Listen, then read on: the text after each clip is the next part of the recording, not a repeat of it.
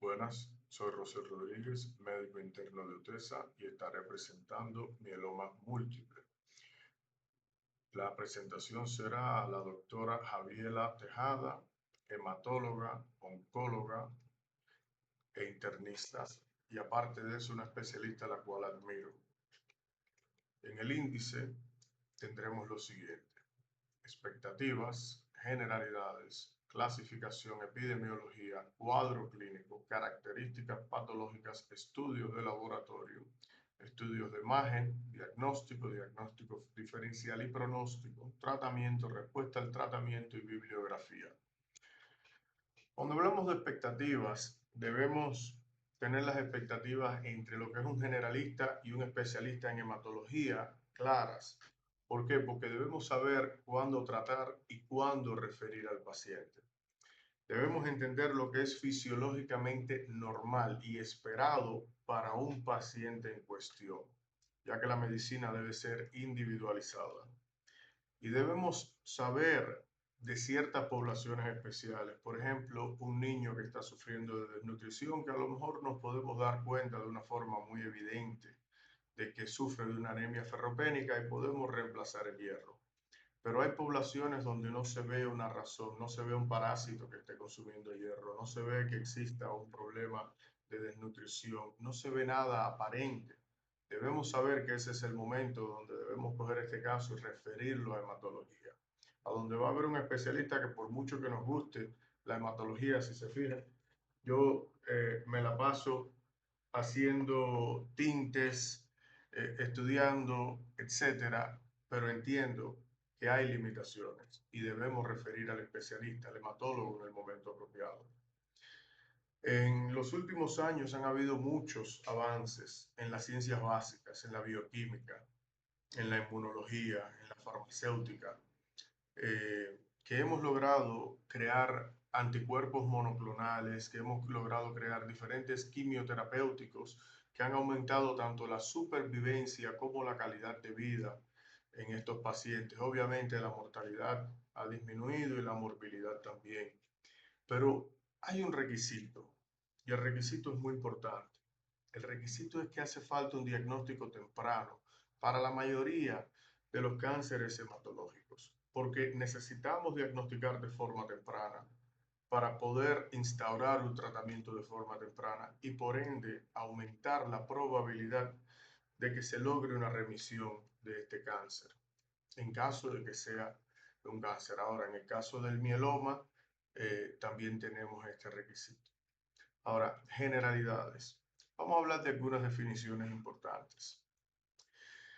Y es que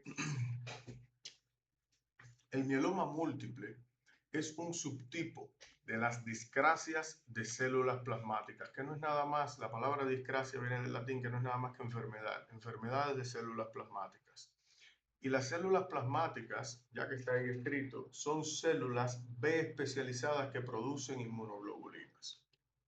Entonces, hay una proliferación neoplásica en médula ósea de células plasmáticas que producen inmunoglobulinas monoclonales. Esto es particularmente importante y veremos más adelante lo que sucede, que es que hay copias de estas células plasmáticas que producen un tipo de inmunoglobulina y todas van a producir exactamente el mismo tipo de inmunoglobulinas. Y esto va a conllevar a una cierta relación con el cuadro clínico.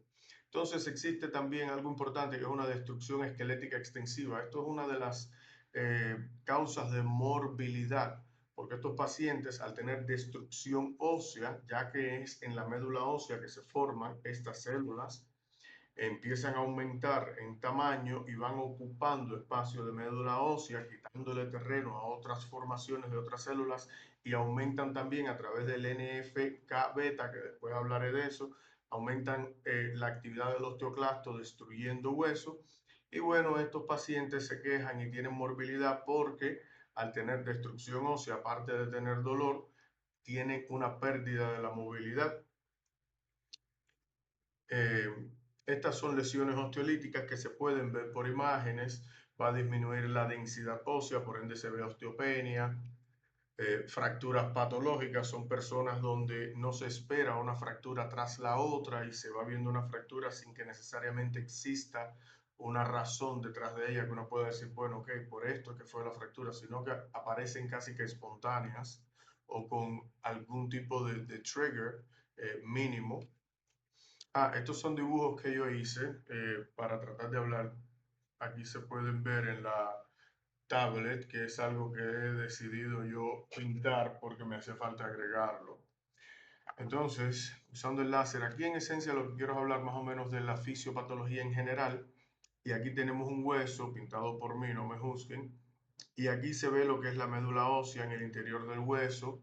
Y vemos aquí una célula plasmática con su núcleo característico que tiene como distribuido, parecen manecillas de reloj. Y eso es que la cromatina está siendo utilizada para hacer rápidamente estas proteínas, estas inmunoglobulinas.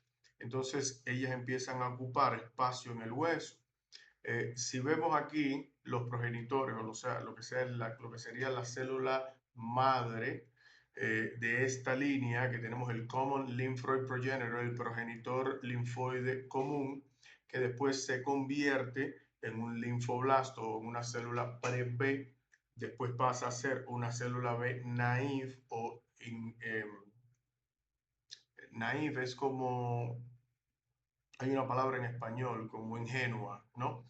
Entonces, ¿qué sucede? Esta célula termina en el nódulo linfático y ahí en el nódulo linfático, en la parte de lo que es el germinal center, el centro germinal, esta célula se prolifera en una infección normal, se prolifera, aumenta aquellas inmunoglobulinas que pueden atacar al patógeno y crea algunas de memoria y crea otras copias o hace una expansión clonal de algunas de estas células plasmáticas. ¿Qué sucede? Que en el caso de que exista un cáncer se pierde la regulación y la apoptosis natural de estas células y aumentan en número tanto en médula ósea como en estos nódulos linfáticos. Por eso es que parte del examen se hace examinando nódulos linfáticos.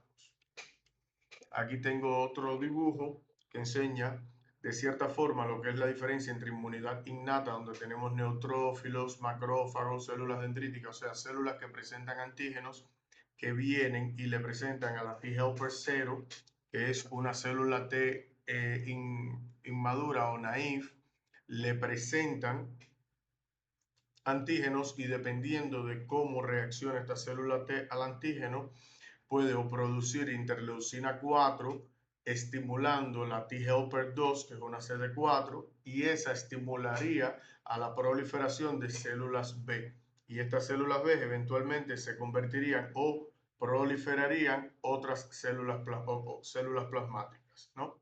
Tenemos otra vía que es utilizando la interleucina 12, que de nuevo depende de cómo reaccione la T helper 0, la naive T cell, a el antígeno, podría entonces estimular la T helper 1, que también es CD4, y esa estimularía a través de interleucina 2 a la CD8, que es la citotóxica, o sea, la célula T citotóxica. ¿Para qué? Para que vaya y mate aquel patógeno. ¿Qué sucede? Que en este proceso de desregulación podemos terminar con un exceso de células plasmáticas y por ahí veremos lo del diagnóstico más adelante. Entonces aquí traté de dibujar solo la médula ósea sin el hueso. Imaginémonos que esta es la parte interna y esto es un hueso normal. En un hueso normal uno produce eritrocitos, que son lo que llamamos glóbulos rojos, producimos plaquetas, que bueno, ahí adentro son los megacariocitos, y los fragmentos del citoplasma del megacariocito son los que verdaderamente llamamos plaquetas. También producimos glóbulos blancos o blastos de ellos, ¿no? Desde los progenitores, desde los hematopoietic stem cells, células hematopoéticas madres.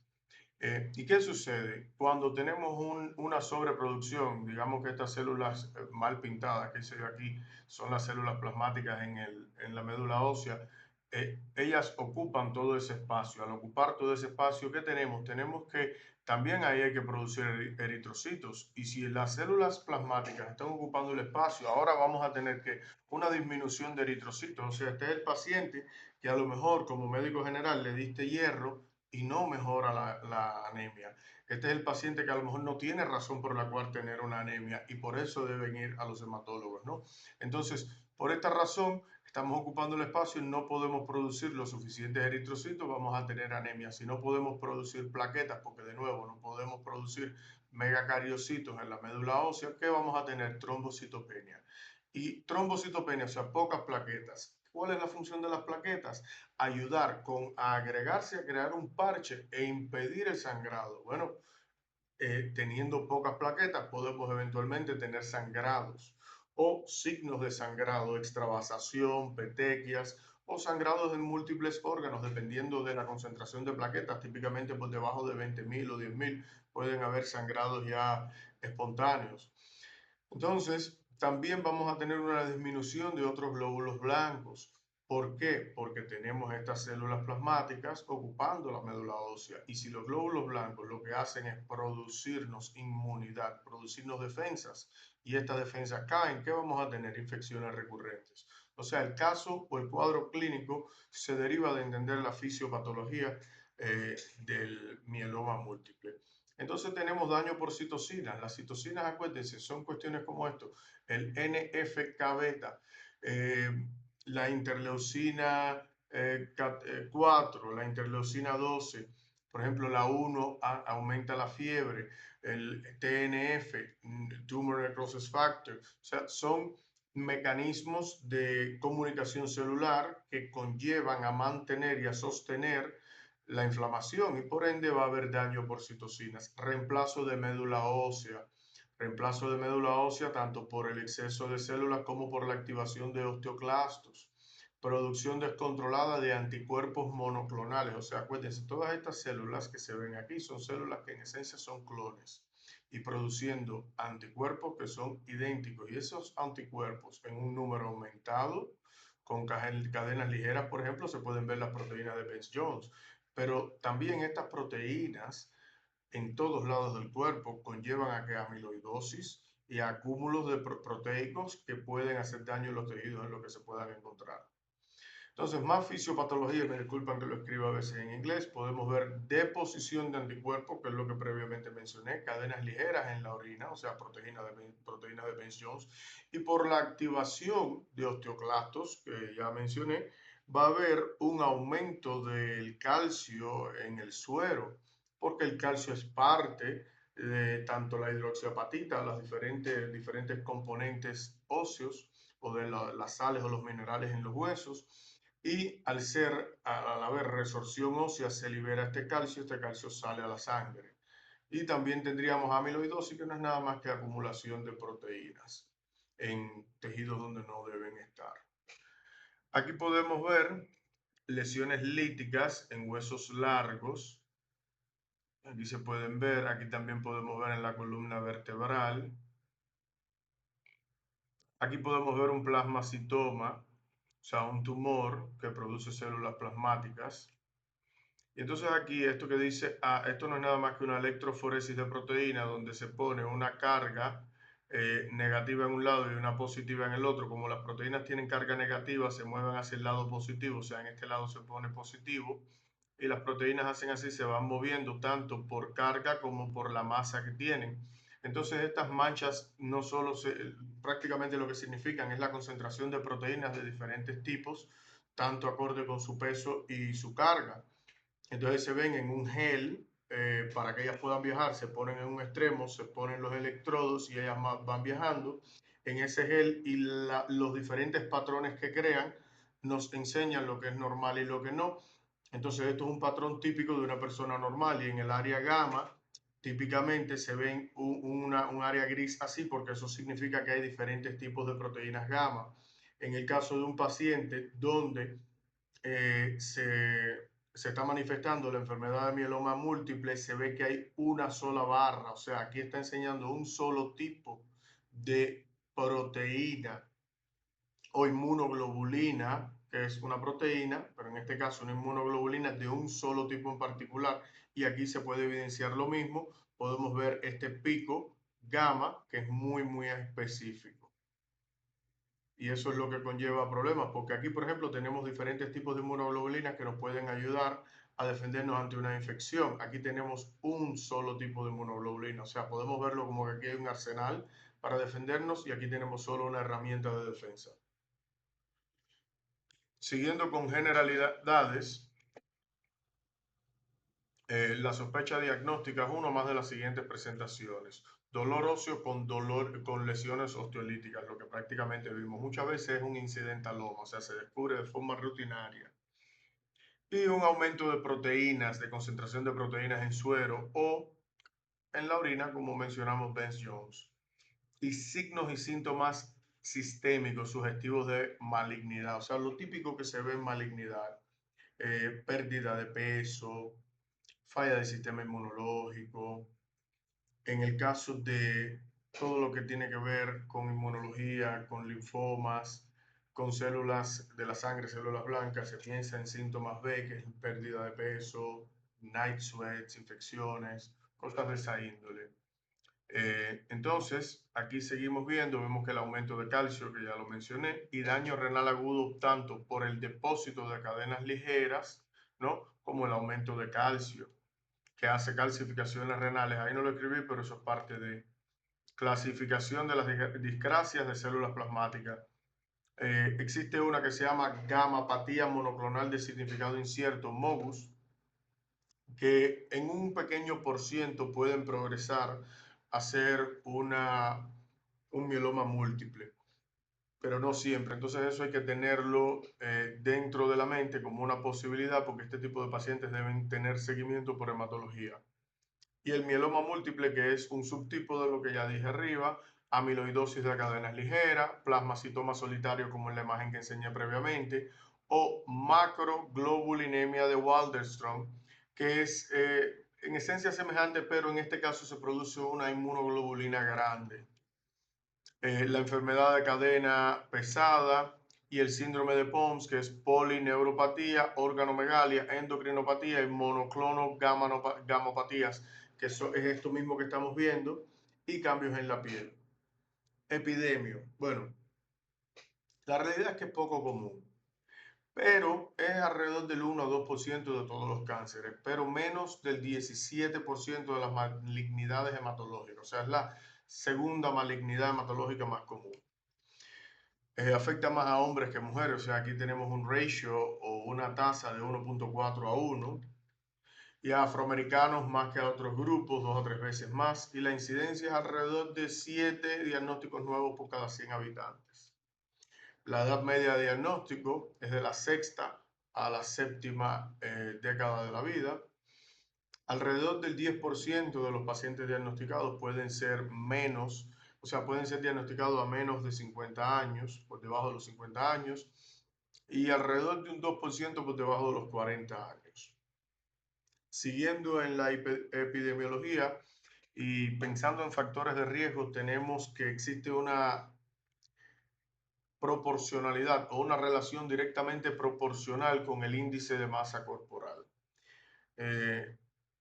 La obesidad verdaderamente está relacionada a múltiples enfermedades. Sabemos que el cáncer no es una enfermedad que es exceptuada por la obesidad, o sea, por la cual la obesidad juegue un papel de aumento de riesgo. Y debemos tener eso en cuenta porque el síndrome metabólico y la obesidad desencadenan muchos mecanismos inflamatorios que pueden eventualmente conllevar a enfermedades tanto reumatológicas como enfermedades de civilización crónicas o cánceres, ya bien sea sólidos o cánceres hematológicos.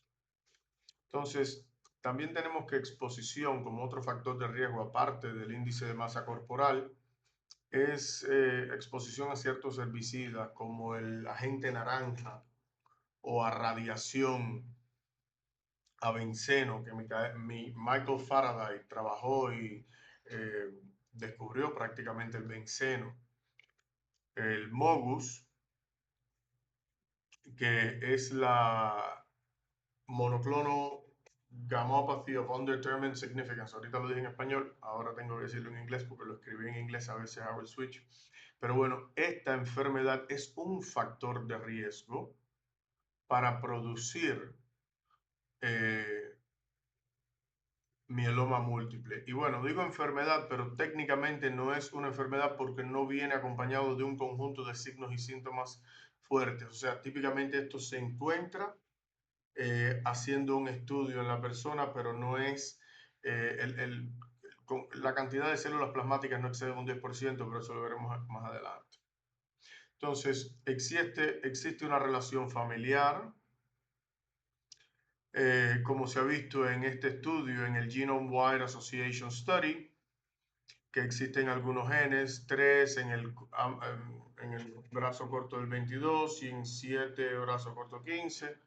Se han visto asociaciones, pero bueno, dentro del cuadro clínico tenemos que los signos y síntomas son relacionados a la infiltración de células plasmáticas en los tejidos y los daños ocasionados por esas deposiciones de inmunoglobulinas antes mencionadas. La presentación mayormente subaguda, pero también puede ser aguda. Aguda viene con compresión medular, falla renal, hiperviscosidad sanguínea.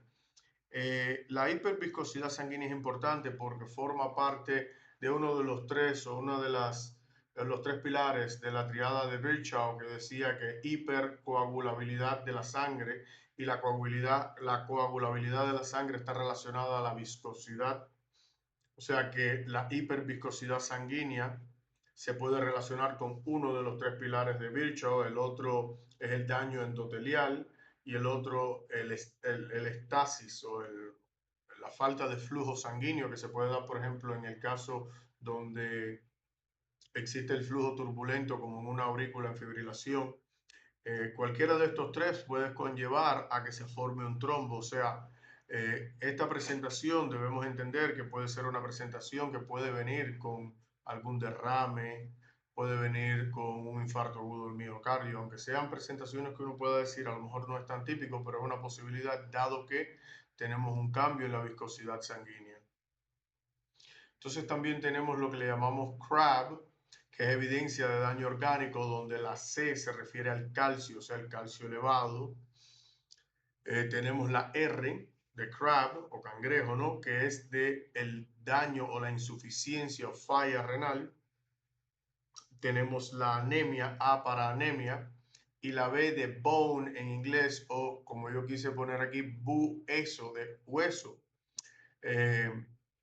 para recordarnos. ¿Por qué? Porque ahí vamos a tener los daños o las fracturas patológicas. Este paciente que no tiene razón por llegar a las manos de uno con un hueso fracturado.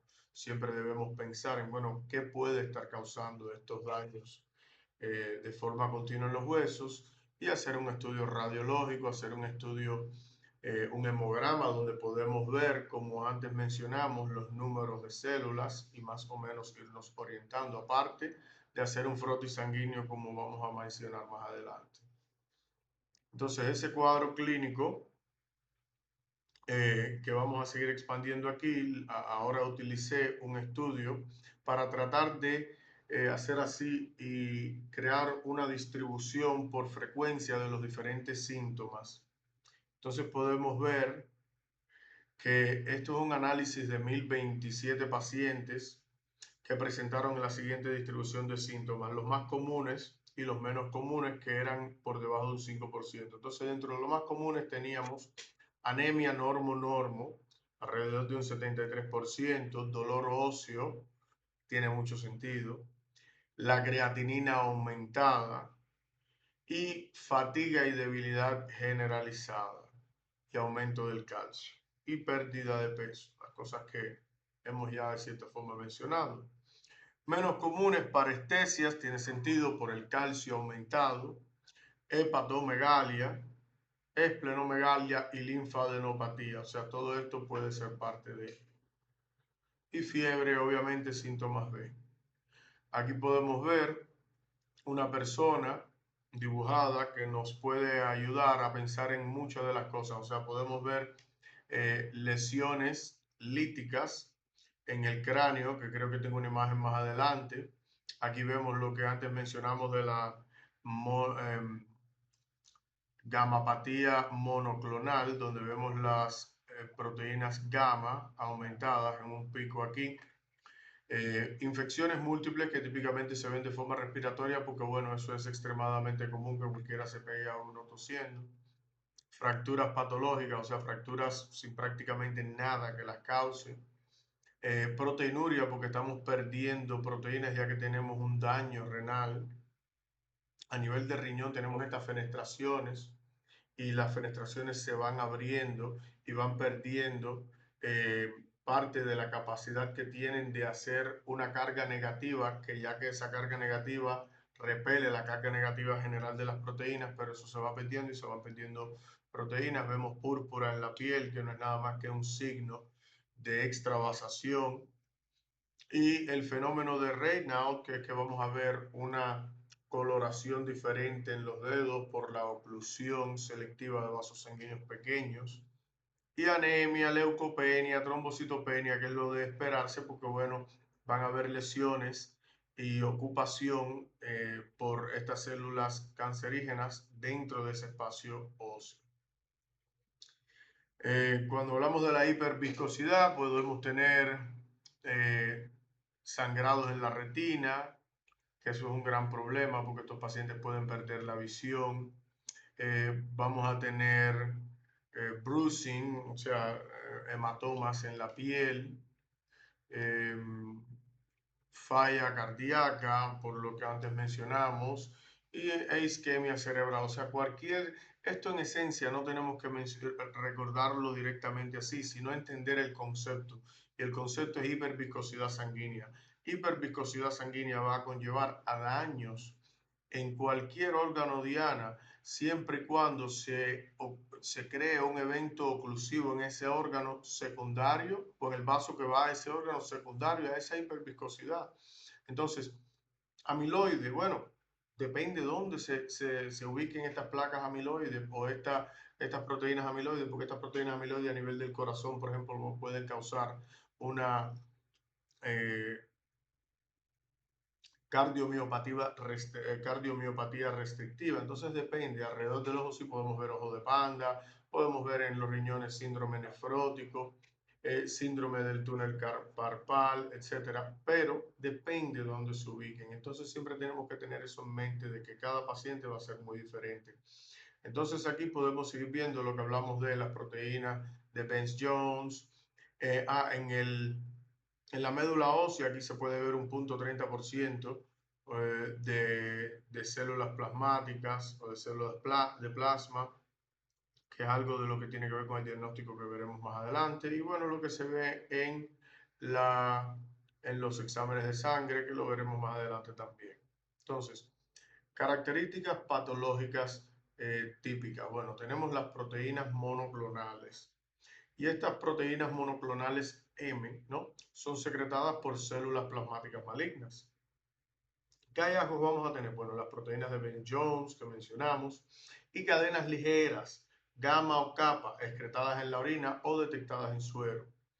En la electroforesis de proteína vamos a ver una banda o un pico, que es lo que también enseñé, de alrededor del 80% de los pacientes con mieloma múltiple van a presentar esto.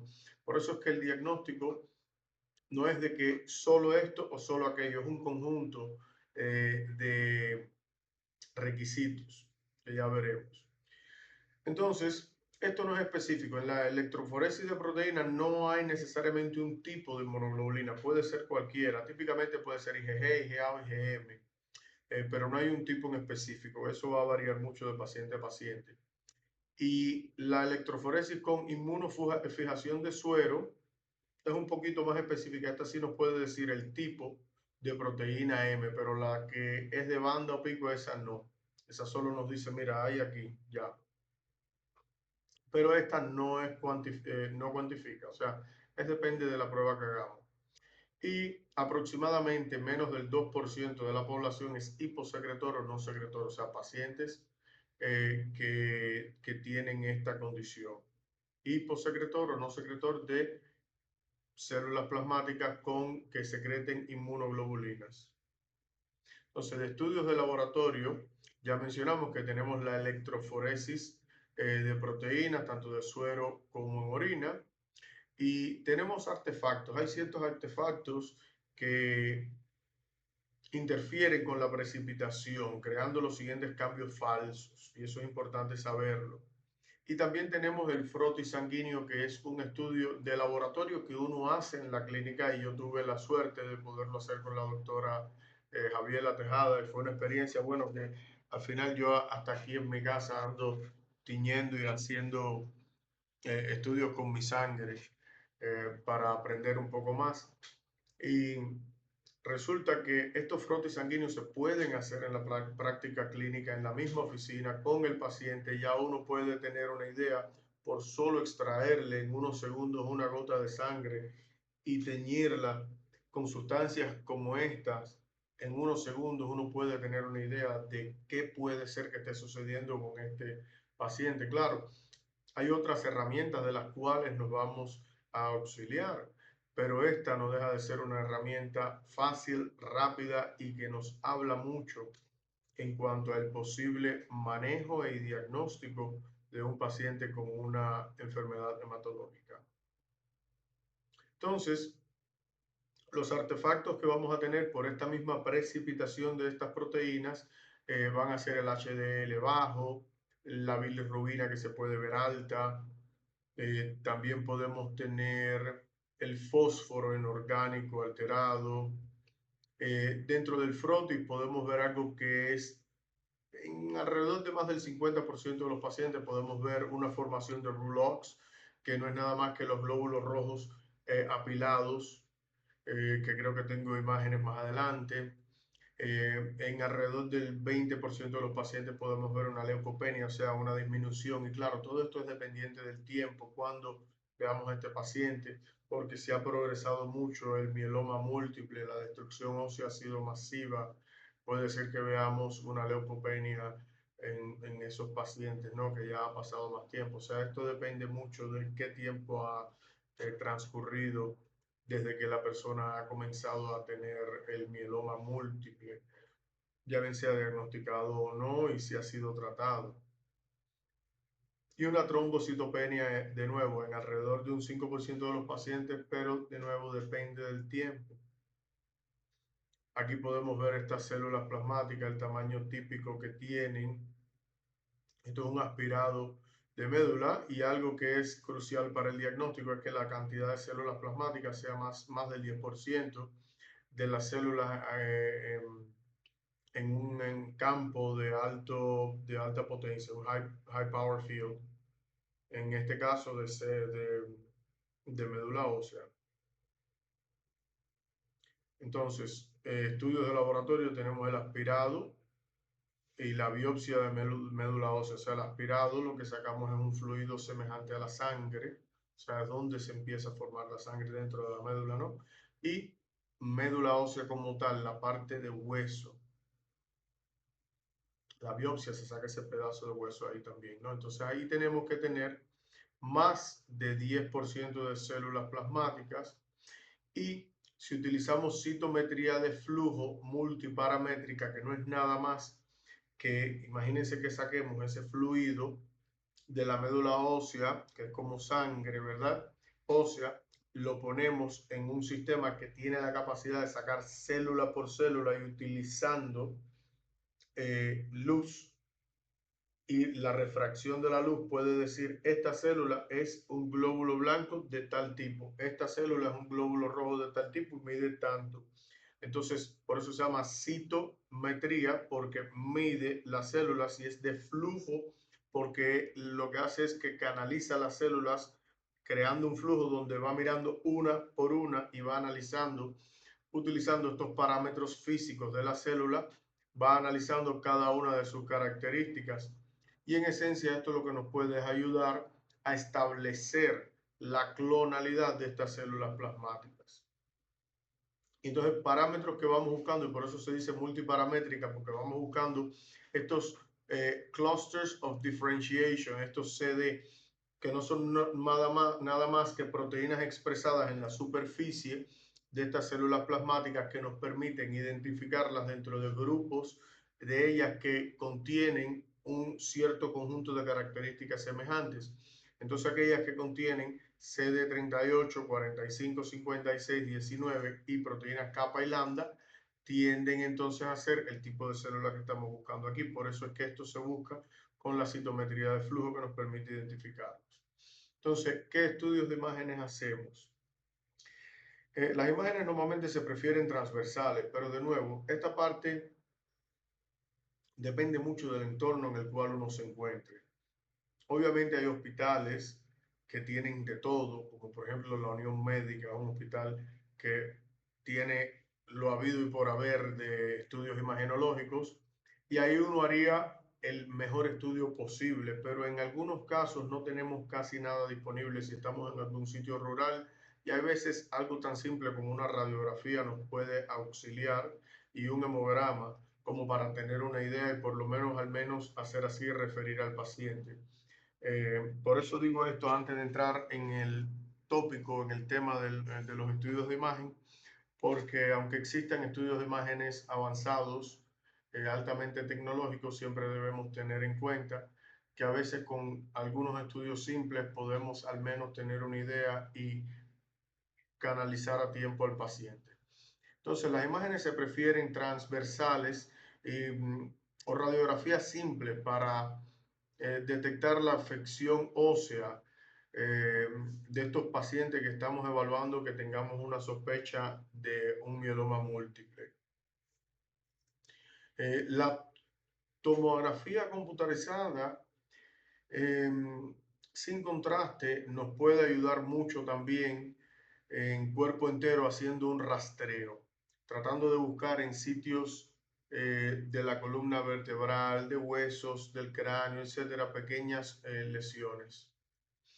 Y también podemos utilizar lo que es PET, el Positron Emission Tomography, la tomografía por emisión de positrones con fluoro desoxiglucosa. ¿Por qué? Porque resulta que los tumores, a los tumores, aquí hablamos en el mieloma maligno recién diagnosticado, tenemos que la tomografía computarizada de cuerpo entero a baja dosis nos va a ayudar de forma rápida y conveniente tener una idea de cuál es la afección ósea total que tenemos en el paciente.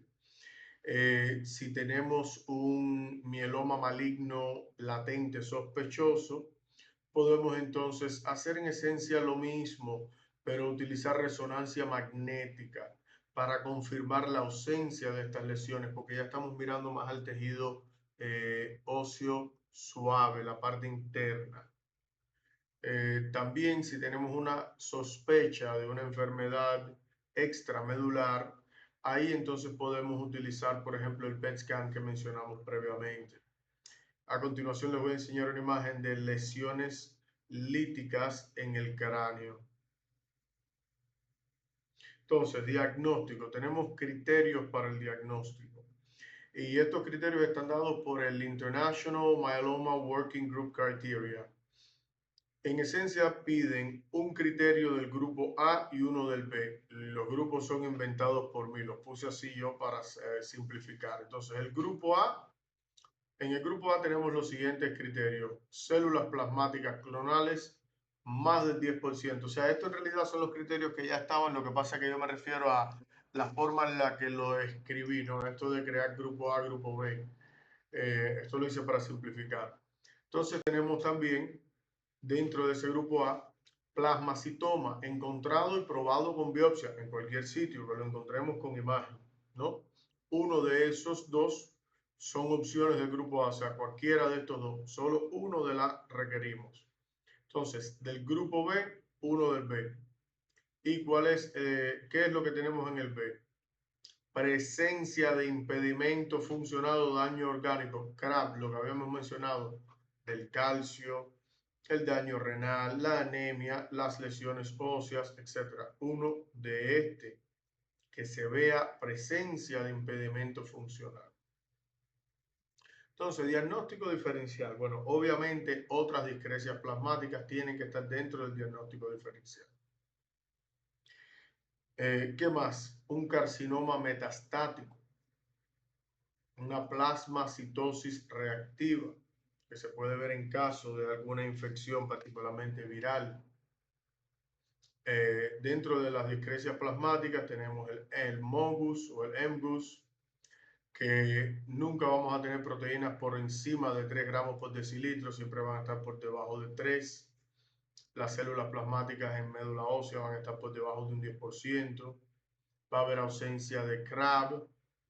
Tenemos también que hacer un diagnóstico diferencial con el mieloma múltiple latente, con la macroglobulinemia de Waldenstrom, el plasmacitoma solitario y etcétera. Otras enfermedades más que podemos ver aquí que ya antes mencioné.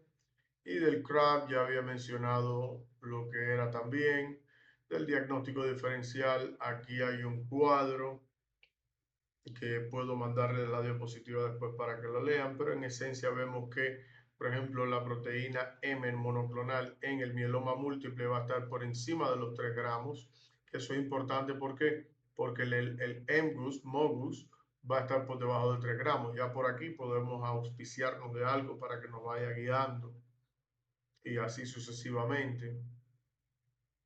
Entonces el tratamiento, el cual se sale de cierta forma del espacio laboral y funcional del médico general, que ya es parte esto de lo que debe hacer el hematólogo, pero no está de más que como médicos generales tengamos una idea, y es que el propósito de esta terapia es de prolongar la supervivencia y lograr y mantener una respuesta funcional que permita que este paciente se desarrolle, que pueda mejorar la calidad de vida al responder a ese tratamiento.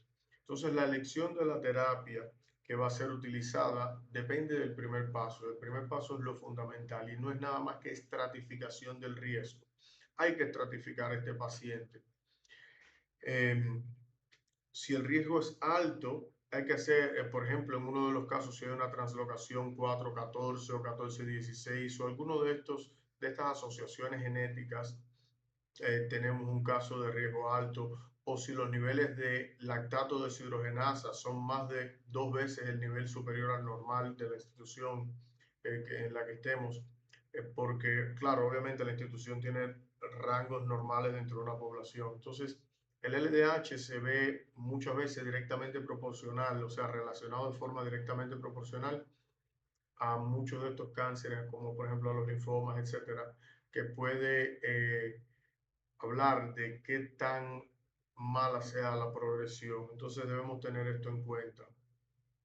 Y características de la leucemia primaria, de células plasmáticas, como por ejemplo más de un 5%, etcétera. Estas cositas que hemos mencionado previamente.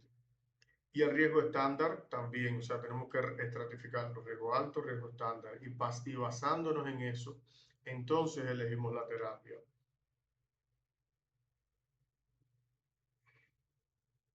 Parece que puse esto extra y sin querer. Ok.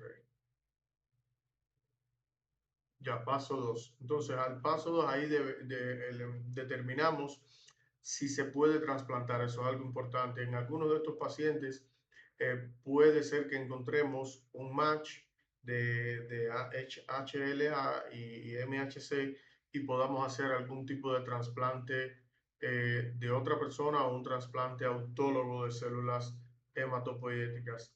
En caso de que esto se pueda hacer, se efectúa el trasplante y se hace quimioterapia.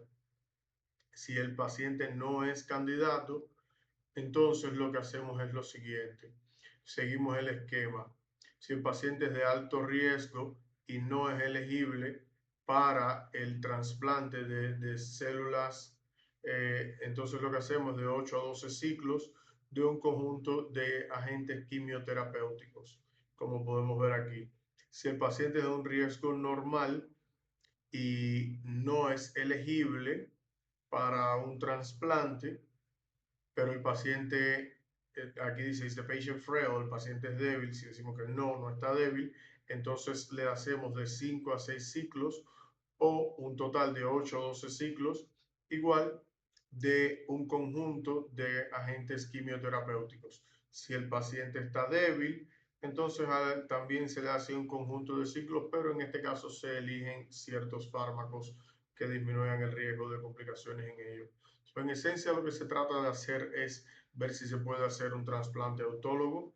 Si no se puede, entonces utilizar un algoritmo que nos va a permitir elegir, elegir el tipo de tratamiento, terapia farmacológica, quimioterapéutica que vamos a emplear en estos pacientes. Y aquí tenemos una leyenda de lo que es cada uno de ellos que dice ahí en pequeñito los fármacos, que se los puedo enviar para que los lean.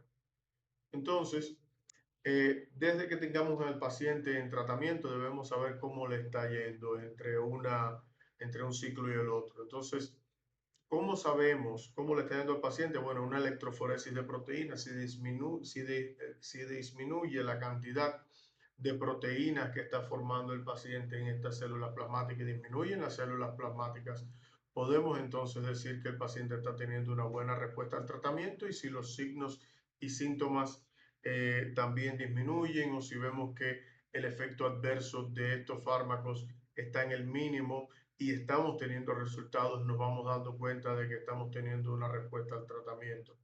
También imágenes nos pueden ayudar a darnos cuenta de cómo está un plasmacitoma o cómo están los huesos. También podemos repetir una aspiración y una biopsia de médula ósea. Y en cuanto a pruebas de laboratorio que podemos hacer, podemos mirar la hemoglobina, que nos puede hablar de, bueno, qué tanto se están produciendo o reproduciendo estas células eritropoyéticas, ¿no? En médula ósea. ¿Cómo está el calcio en suero? Ya disminuyó porque estaba alto, porque estábamos rompiendo huesos. Dejamos de romper huesos, disminuyó el calcio. Son cosas que debemos ver. La creatinina, cómo está funcionando el riñón. Bueno, en esencia, este es el tema de mieloma múltiple y esta es la bibliografía. Si hay preguntas, comentarios, me dejan saber. Muchas gracias.